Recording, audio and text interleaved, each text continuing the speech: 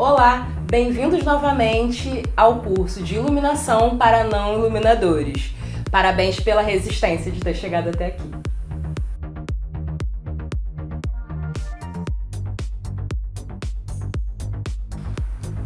Processo de montagem. A gente vai falar um pouco do projeto depois que ele nasceu, depois que ele foi concebido e entra no processo itinerante. O operador de luz começa o seu trabalho na pré-produção.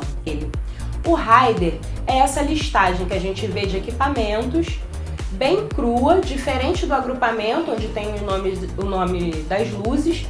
Nesse rider a gente só tem os equipamentos técnicos. Fiação, refletor, adaptadores, coisas que a gente vai precisar para realização tecnicamente. A montagem de luz é o momento em que a gente pendura os refletores nas varas e posiciona eles em suas determinadas posições. É onde a gente liga esses aparelhos.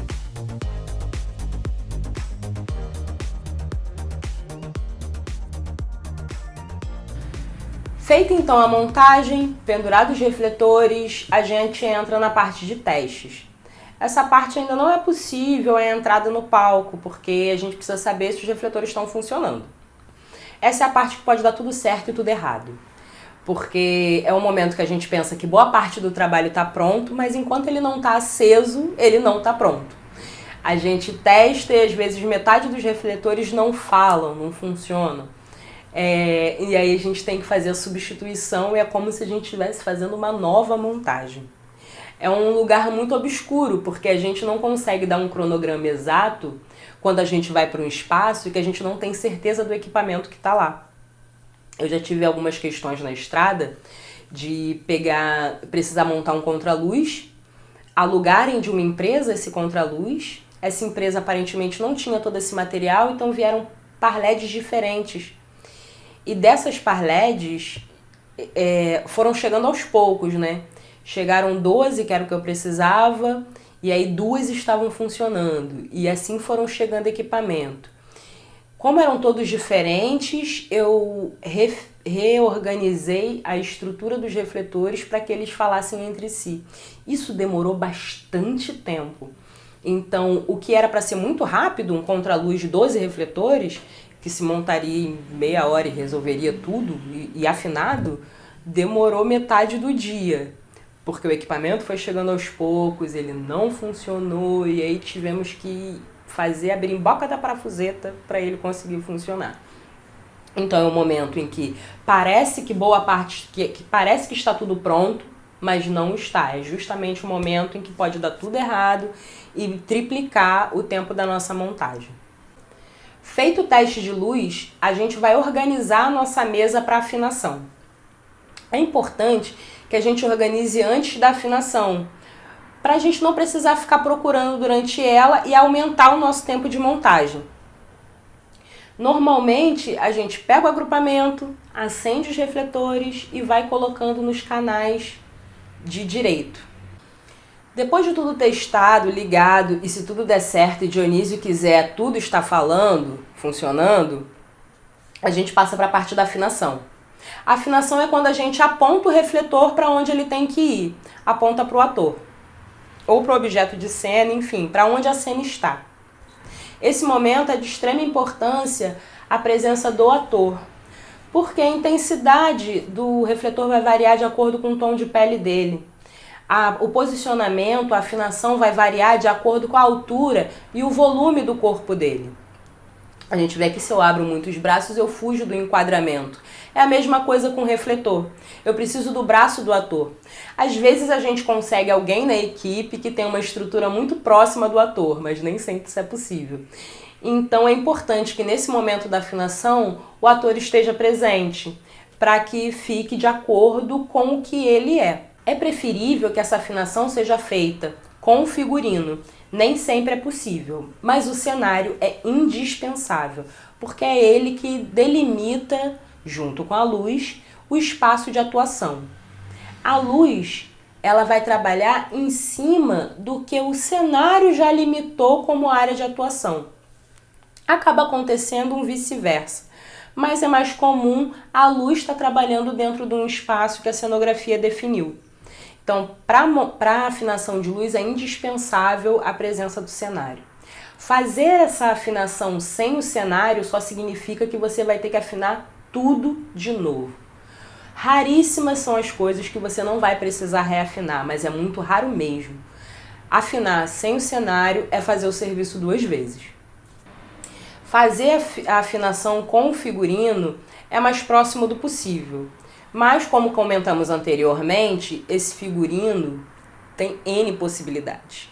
E se ele tem uma superfície muito reflexiva, a angulação do refletor vai fazer muita diferença. Eu posso acabar refletindo direto no olho de uma das pessoas da plateia. Uma pessoa não é um grande problema, mas é importante que a gente tente sempre trabalhar com o melhor para toda a plateia. Normalmente, quando a gente pensa nas coisas, assim como eu acho as outras áreas, a iluminação também parte do centro para as pontas, tanto no palco quanto na plateia. Então, a visão que é priorizada é do centro para as pontas. A gravação de luz é um momento em que a gente junta os refletores que a gente afinou dentro de uma única cena, os refletores que competem àquela cena. Nesse momento, é muito importante a presença de pessoas que tomem as decisões. Como a gente falou anteriormente, no processo itinerante, normalmente fica o ator, o produtor, mas é importante que essa figura esteja no processo de gravação. Isso vai ser um pouco diferente de acordo com a situação em que o operador pegou essa luz. Se ele está fazendo o espetáculo pela primeira vez, ele vai precisar de um ensaio corrido para gravar essa luz. É chato, demanda tempo e precisa de silêncio e concentração. É uma parte complicada porque o ator está em cena fazendo a passagem, a gente pede para cortar, congela a cena ali onde está e a gente tem que apertar os nossos botõezinhos na cabine. Nesse processo de apertar os botõezinhos, às vezes demora um pouco e é quando tudo se dispersa. É importantíssimo que o ator esteja concentrado e a cada corte ele se mantém em posição, porque a retomada demanda muito tempo.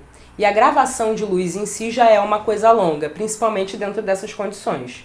Quando o operador já tem uma relação com esse espetáculo, já conhece as cenas, ele consegue fazer isso sem o ator.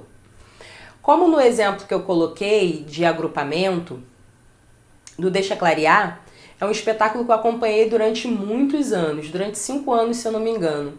E nesses 5 anos você acaba decorando boa parte. E aí, em um dado momento, você consegue isentar os atores e os produtores de determinados papéis. Já foi construída uma relação de confiança em que o ator consegue deixar tranquilo na mão do operador e o operador consegue deixar o ator tranquilo onde ele estiver e não precisar dele no teatro. Lembrando que durante todo esse processo, da pré-produção à pós-produção, é necessária a presença do produtor no teatro. É de extrema importância que durante todo o tempo de execução do trabalho o produtor esteja presente. Porque todas as problemáticas, o diálogo entre o teatro e o operador é intermediado por essa figura. Essa figura é a figura que tem para proteger o técnico dentro do teatro. É ele que tem a palavra de Minerva quando tem algum acontecimento estranho. É importantíssimo que o produtor esteja lá até para tomadas de decisão. Muitas decisões é necessário verba, é necessária autorização.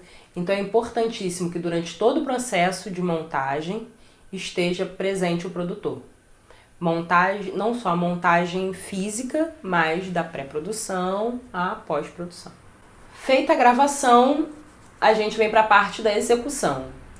A operação de luz em si é quando o operador se torna ator também e acompanha o movimento de cena através da mesa de luz. É importantíssimo que haja sempre uma comunicação, uma cumplicidade entre o operador e o ator em cena.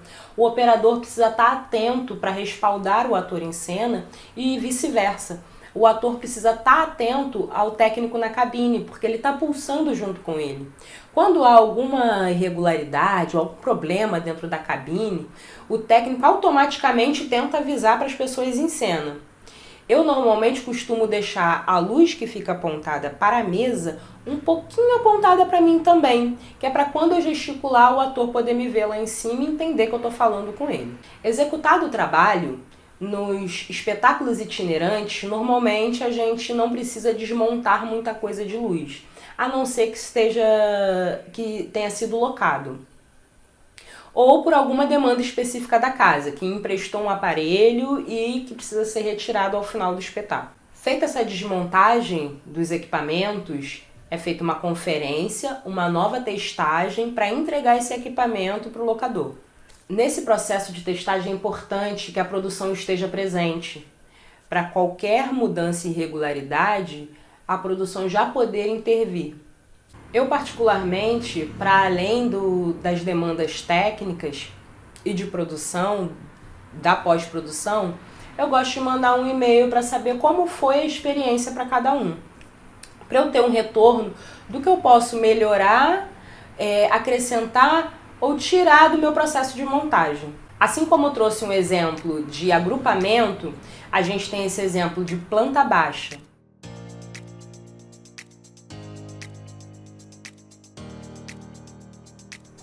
Nele a gente pode ver as varas de luz, a estrutura do teatro e os refletores. É com essa planta que o operador vai fazer a montagem de luz. Esse mapa que vocês veem é um mapa mais geral, ele pega o proscênio, a luz geral e os componentes que estão no palco. Nesse segundo exemplo, a gente tem um recorte mais aproximado, onde a gente tem somente a luz do palco. Eu costumo dividir porque isso facilita a visualização, senão os elementos ficam muito pequenininhos. Voltando aqui na primeira imagem, você vê que os refletores e as informações estão bem pequenas. Aqui nesse segundo exemplo, a gente tem as informações com uma fonte maior. Nesse mapa a gente já coloca se tem filtro de cor, coloca o número dos canais. Esse número dos canais vai auxiliar muito no processo de montagem ao operador. Então a gente faz um recorte mais aproximado da planta. A gente pode também apresentar corte lateral, corte frontal, mas é mais comum a planta baixa. Aqui nós temos o exemplo de roteiro de gravação. No roteiro de gravação a gente pode ver na primeira coluna o número do efeito, é o número da cena que você vai fazer. Na segunda coluna, o número da cena em si, que vai estar na mesa. Qual é a diferença entre esses dois? O número do efeito é a cena em si que você vai fazer. No outro é o número da cena.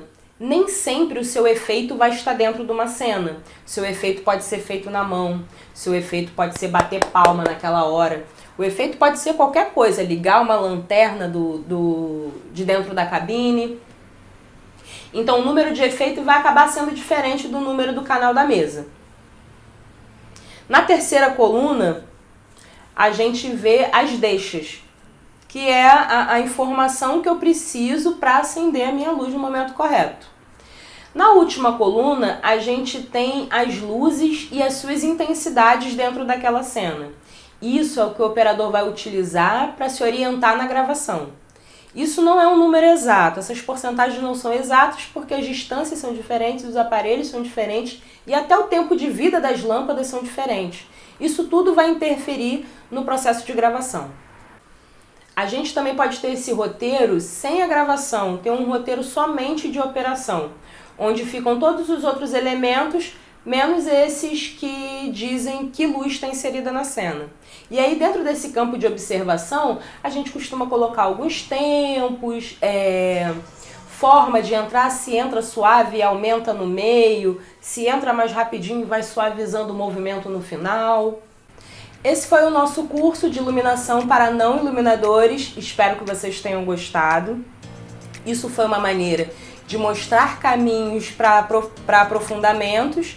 Vocês podem pesquisar mais a fundo com os refletores, se quiserem entrar em contato comigo para tirar dúvidas, estou aberta.